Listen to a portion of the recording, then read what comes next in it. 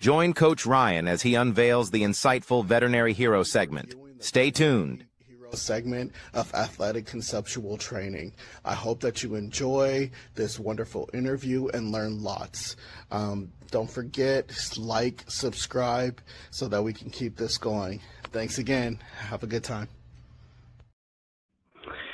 Welcome back to Athletic Conceptual Training, the podcast where we highlight extraordinary professionals making an impact in their field and in their families. Today's episode is a heartfelt tribute to mothers who care not just for their own children, but for animals in need, as we celebrate Mother's Day with a special spotlight on registered veterinary technicians, the unsung heroes of veterinary care.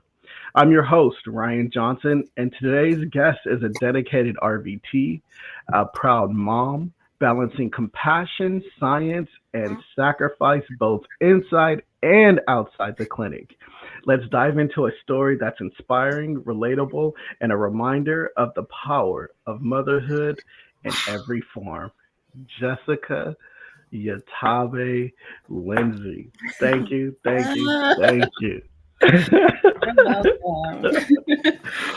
Finally got you on here. Yes. I'm really excited. I've been asking you I feel like it's been like a year now. It's been a while, but motherhood. I have her and I have two stepdaughters. Yeah. Look at you. I know we were just talking before. It's just good to see you all grown up and doing well, and seeing your family thriving, and just watching you through the years in the field. Taking really big steps. We have a long history. Yeah. Well, let's jump into these questions. Can you introduce yourself and tell us where you're from and what inspired you to become a registered veterinary technician? So I'm Jessica Yatabe Lyndsey. The Lyndsey is new, obviously. I was born and raised in the Bay Area. I lived here my whole life. This is the only place that's ever been home and probably ever will be home to me. Becoming an RVT was kind of backwards for me, I guess. A lot of people go into the field wanting to be an RVT, wanting to work with animals. I was actually in nursing school at Cal State East Bay, and I decided about 2 years in that nursing wasn't for me. Humans are, like we like to say, vet med, humans are gross, and the truth being in nursing school, it's a little bit more than I think I could handle. So I talked to my counselor. We talked about things I was passionate about, things that were interesting to me, and she introduced me to veterinary medicine. After a quick chat with her, I obviously went home and jumped on the internet, looked it up, and realized that I could actually make a career out of still being in the medical nursing field, but also incorporating my passion for animals. So after that, I never looked back, and here we are. That's awesome. Yeah, you've made some huge strides and been really influential in the field. What does Mother's Day mean to you as both a professional and a mom? Mother's Day to me, more than anything, is a day of recognition. I work with a lot of moms. I have clients that are moms. My family is full of moms. We're probably 80% women in my family, and that's just who we are. But it's just recognizing who they are and what they do every day.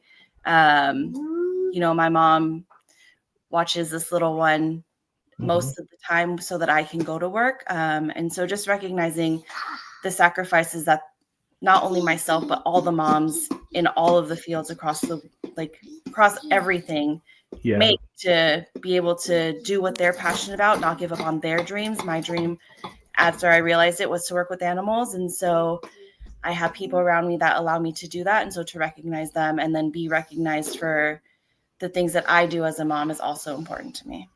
That's awesome. Yeah, I mean, it can't be easy balancing all of that, and it really takes, I call a superhero to make that happen.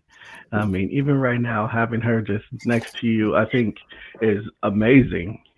I remember a lot of the best times that really stuck with me as a kid was with my parents. Yeah. Because it shapes who you are. So I think exposing them, having them, and seeing you, do your thing it's amazing. Yeah. Um, if you had to describe motherhood in 3 words, what would they be, and how do they show up in your work as an RVT?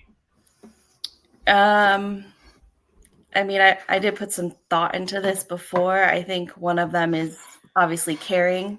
You have to care to be an RVT. You have to care to be a mother. Everything you do is out of care. So we're caring for our patients on a day-to-day, whether they're sick and they need us to help take care of them, whether they're nice and healthy and they just need to help. We need to help them with their prevention along the journey. Mm-hmm. You have to have some type of care and empathy in you to do both. Yeah. Patience is a Mm-hmm. huge part of it. Obviously, she's running around right now on a bench. And so just being patient, trusting that she's not going to fall off because she's done it 100 times. But at the same time, with my patients, they're animals. Sometimes they're scared. Sometimes they're aggressive. They don't understand what's going on. And so I think being able to be patient to understand what they're going through, as well as what your children are going through. She's also very much in the I do it phase, where she wants to do everything by herself, and she can do a lot of the things by herself. But me being me, I want to do it just to get it done, or I want to because I want to help her be more successful. Like, okay, if she puts her shoes on the wrong feet, like, yes, naturally I want to fix it, but she did it, so I just let it be. I think just being patient, both understanding my animals and my child as she goes through different stages. Of course, the last thing would be love. I love her unconditionally. And working in general practice, I see my patients regularly. You create a bond with both the animal and the client. You learn to have some type of love for them. You understand what they're going through, and you build a bond and a relationship with those animals as well as their humans. And then naturally, the moment you find out you have a baby on the way, you love them with all you have. So caring, patience, and love would be the 3 things that translate the most for me as being an RVT and as a mother.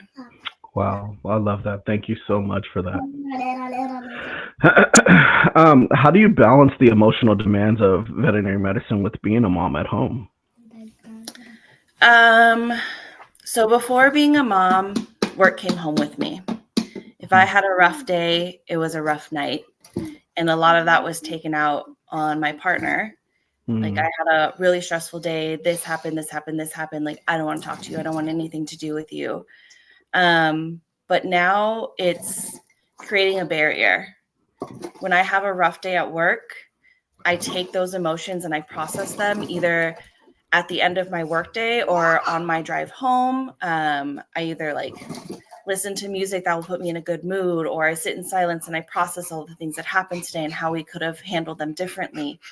But when I'm home, it's a different level of emotional demand. Yeah. My daughter needs me because she needs me. What Yeah. happened at work was a different set of emotions that I'm experiencing. Yeah. So I just have to protect myself and my family and be able to still do my job to the best of my ability. I just have to process the emotions differently. And that's something I learned over the past 3.5 years, is coming home being upset because of something that happened at work and taking that out on my family and my daughter isn't fair. They don't deserve those emotions. They deserve a new set of emotions dedicated just to them. Wow. Dropping gems. Yeah. Yeah. Yeah. Have there been moments where being a mother helped you connect better with pet parents in your clinic? Absolutely. You see moms come in, dog on a leash, cat in a carrier, cat at the bottom of the stroller, toting a toddler, pushing a baby, wrangling their children, or constantly checking their watch because they have to pick a kid up or drop a kid off at a specific time. They have to get their kid to practice. And I think before, it was always, before having a kid, it was always like, why'd you make an appointment when you had drop off? Why didn't you make an appointment when you had childcare? Why would you bring a screaming baby? And going through the transition into motherhood, it made me realize you don't always have the option to make an appointment when you have childcare, or this may be the only time you have to get your pet here because both your pets and your child need you at the same time. Yeah. And I think before I was unfair to mothers, but now I see a mom come in with a stroller or a toddler and animals. Our receptionists are naturally getting up and opening the door, asking how they can help. We're helping them to a room. If there's a screaming toddler and our doctor's trying to talk to the owner and do an exam, we're coming in with coloring sheets, like entertaining the children. So I think it's made me be more empathetic to them and what they're going through. But also I can say to them, like, I understand. I have a kid. Sometimes I have to bring my kid in when I need to bring my dog in, or there's times where my childcare has had to drop her off to me at work and I've had to leave. So she comes in. And so just having a better understanding of what they're going through versus just judging them makes it easier. Or like, if I see them checking their watch, I'm like, do you have somewhere you need to be? Why don't you leave Fluffy here with us? We'll do what we need to do. He can hang out and you can come back and get him later. Just offering them options as support versus being quick to judge and like push them out the door. Wow, so many great points to hit on. One of the things though, what hospital do you work at that shows such good support for you and give you the power and the ability to be a working mom? So I'm lucky enough to work at Montclair Pet Hospital in the Oakland Hills. Nice. It's part of the Vetncare Collective. I've been with them for 7 years in numerous different roles. I used to be regional. I used to be a hospital lead. I'm currently the hospital lead at Montclair, but it allows me to, one, have a little bit more flexibility. Like if I need to go because my daughter needs me, Amber, my manager, is very understanding, and she'll be like, family's first. I had an emergency earlier this week and I literally sprinted out the hospital and nobody questioned it. Nobody wondered what was going on. They just understood that something was happening.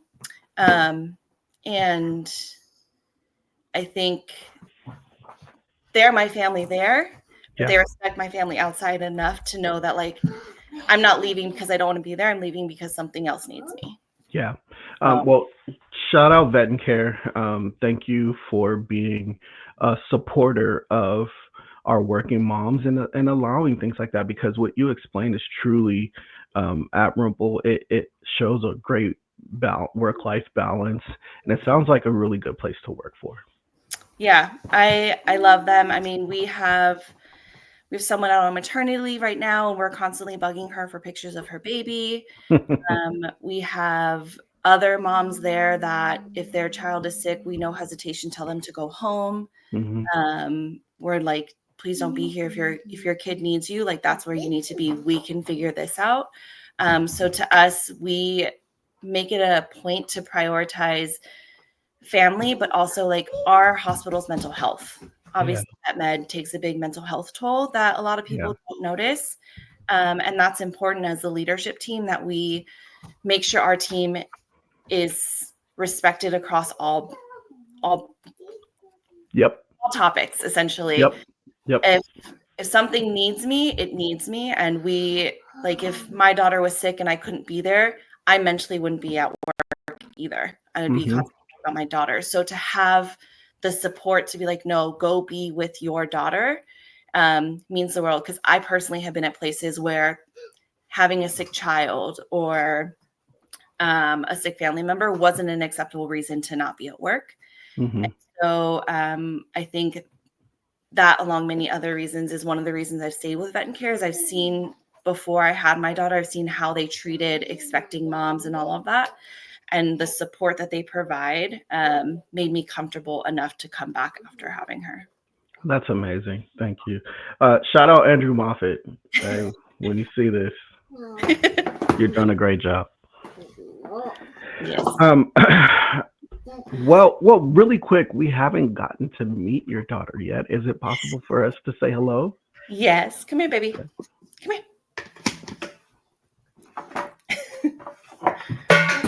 It's okay. Come here. Sit down. Hi. This is Valen. Hi, Valen. She's 3.5. Hi, Valen. I'm Ryan. How are you? Say hi. This is Mommy's friend. Hi. You're so beautiful. Say thank you. That's so amazing. It's nice to meet you, Valen. Say bye-bye. Bye. Moving on to the next question. What's one challenge unique to being a mom working in the veterinary field that people may not realize?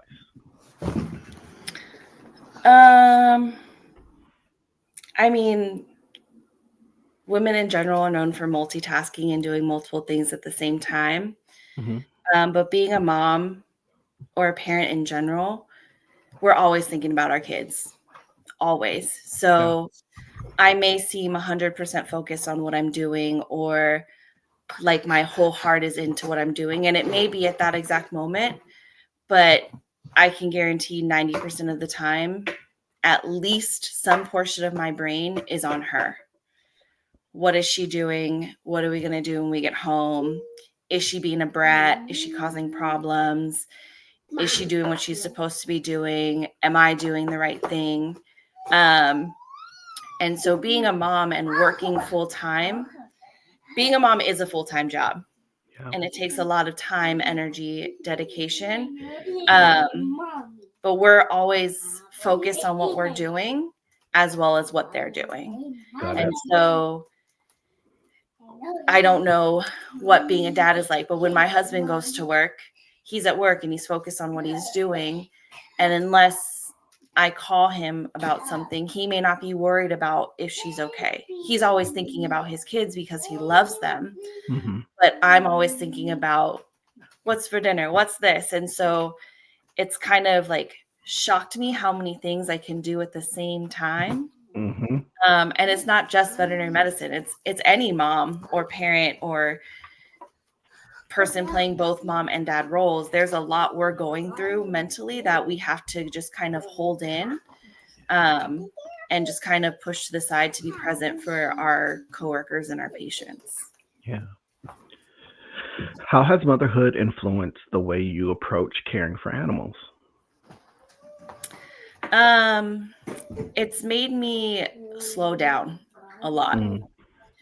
Vet med is fast paced. We're busy. We have 10 million things to do, 100 things to clean, and we probably have no surgery packs that are wrapped. But the truth is, I have to slow down. I have a patient in front of me that needs me. I have to be much more gentle. I'm more aware of the tone I'm using, the speed I'm speaking at, the way I approach them, the placement of my hands. If an owner says, oh, he doesn't like his belly touched, that's something that I'm much more cognizant of. My daughter doesn't like when I tickle her feet. So when I'm doing something, touching her feet may not be the right thing at that time. So it's just made me slow down and be a lot more cognizant of the things I'm doing. Take the extra 10, 15 seconds to make your patient feel comfortable, where I would take the extra 10 to 15 seconds to let my daughter do something that makes her feel safe. If she wants to run back in and grab her blanket because she needs that to feel safe in the car, then I have to be patient and slow down in that moment to do so. And I think she's made me take off a layer of my tough skin, and just show a side of me that I didn't have before. I was always very thick-skinned. I was always very stone-faced. You didn't see a ton of emotion from me.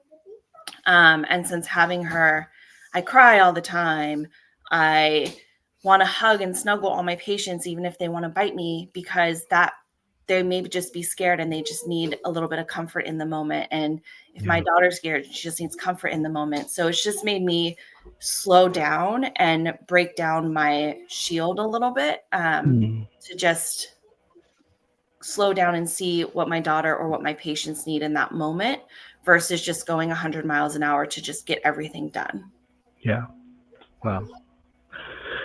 Can you share a moment at work where you felt proud of balancing your role as an RVT and a mom?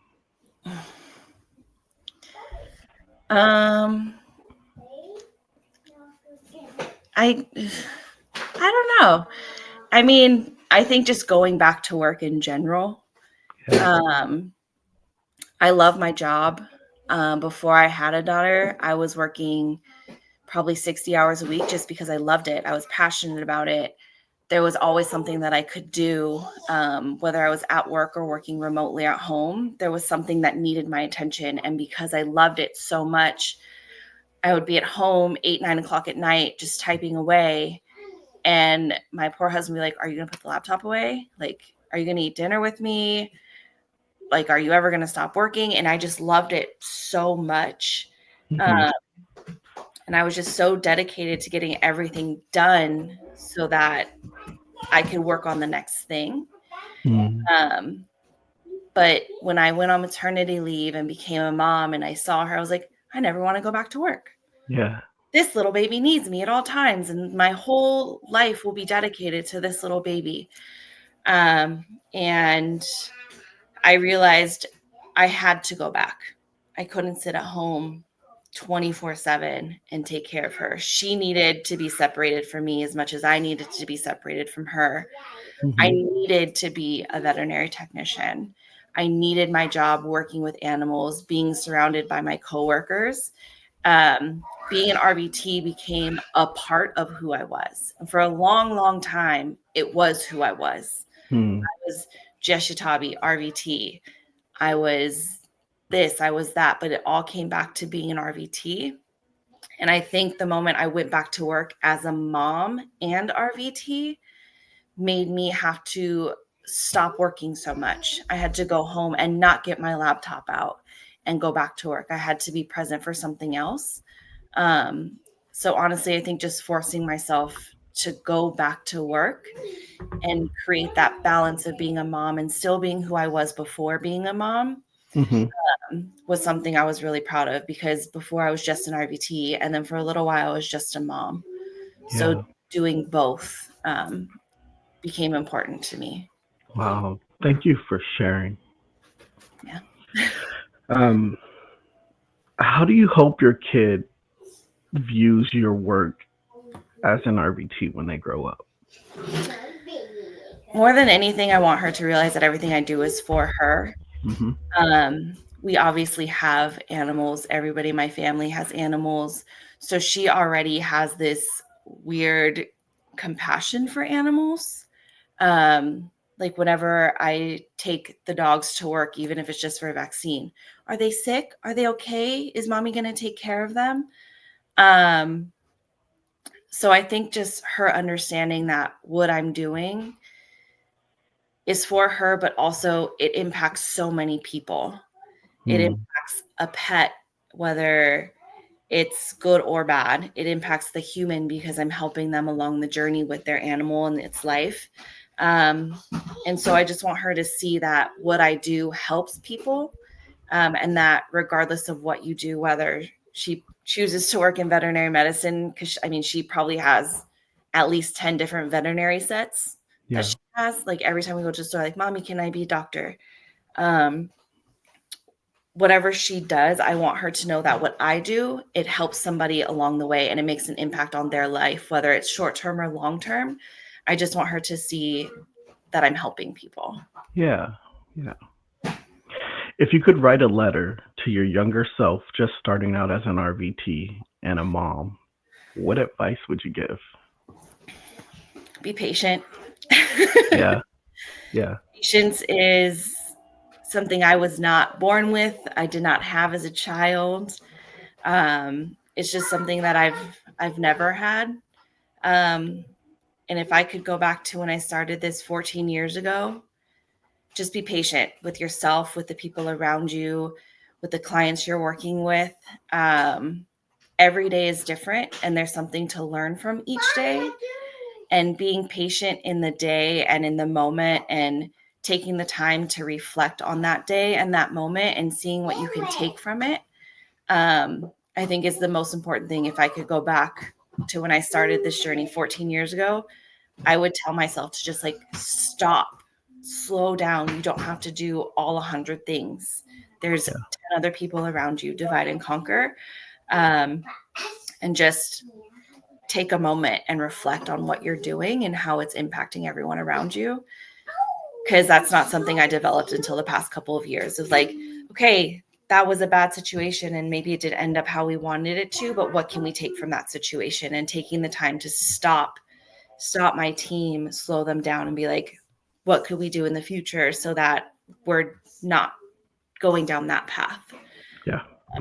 But yeah, I think patience as an RVT, as a mom, as a person in the world is just something that I was personally lacking. And I think I need to go back and tell myself that. What about, as a segue question, how do you think veterinary professionals, especially mothers, can better support each other in a demanding field? I think we have to lean on each other. I think often we forget that we're going through all of this together. Although you may not be working with the patient directly and something adverse happens to that patient, you have the people around you to support you. You're not going through it alone. All of us have things going on in our lives, whether it's inside the building, outside of the building, on our way to the building. I mean, we're there at least 40 hours a week together in the trenches, going through things together. And I think it's important that as a mom and as an individual, you support each other. Yeah. If you need to switch because your daughter has a doctor's appointment. Okay, next time I need to switch because my daughter has a doctor's appointment. Like, that's a support system versus like you just maybe went through a humane euthanasia and my next room is a puppy room. I'm going to let you snuggle my puppy. So there's different ways we can lean and support on each other, but just remembering at the end of the day, we're all going through this together. And although it may not be the same, we're all going through something. And so just being able to ask for the support that you need and be vulnerable in a situation, knowing that it's okay and we're not going to judge you, that we're all going through something, I think is important and it's not spoken about enough. Yeah. How are you planning to celebrate Mother's Day this year with your family? And do pets get included? Mother's Day, I think actually this year for the first time, I'm not involved in any of the planning. Okay. We usually, my sister and I plan like a huge breakfast type situation where we have like our mom, our grandma, all of our aunts, our cousins that are moms, and we all come together. But my mom and aunt are currently in Greece. Okay. And they don't come back until Sunday. So this year we didn't have any giant plans. I'm sure my husband has something in the works. Yeah. Maybe like dinner or something. But ultimately, to me, my ideal day would be sitting at home and not having to worry about cleaning the house or cooking a meal or walking the dogs, feeding the dogs. Of course, they're involved. They're my family. They will be around. I'm not going to like. She said, give me a break. Yeah, but just, I don't know what the plans are. I'm sure there's something in the works. It's just for the first year, I'm not included in them. That's awesome. Good for you. Yeah.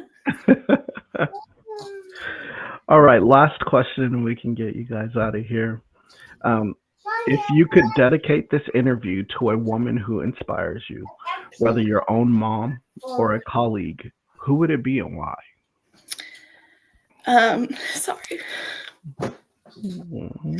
It would have to be my sister, Stephanie. She's the strongest person I know. And sorry, we had like a little bit of emergency this week. And she's just the most incredible person. I love her unconditionally. She's my big sister. And of course, my mom. She's Superwoman. She's the strongest woman I know also, but just the things that my sisters had to go through recently, I don't know that I could hold it together as well as she is. And so this and everything I do right now is for her, for Stephanie, because she just means the world to me. And I wouldn't be who I am without her. And so to see her struggle it just shatters my heart. Well, many prayers to you and your family. Shout out Stephanie. Thank you for being strong and giving Jessica the roadmap to what it is to push forward. With that, thank you so much for sharing. Thank you so much for the raw truth. And this is why we do this. This is why I do this. We appreciate you for bringing awareness to what we go through as a mom, but as an RVT as well. Yeah. Well, thank you for sharing this incredible journey with us on Athletic Conceptual Training. Today's conversation reminded us that motherhood isn't confined to family walls. It extends to the work we do, the compassion we show, and the lives we touch every day. To all the mothers in veterinary medicine, thank you for nurturing animals and people with endless heart and dedication. If you were inspired by today's episode, be sure to like, subscribe, and share with the amazing mothers and veterinary professionals that you know. And to every mom listening, happy Mother's Day. You are seen, you are celebrated, and you are deeply appreciated. Until next time, stay inspired. Mom, you want to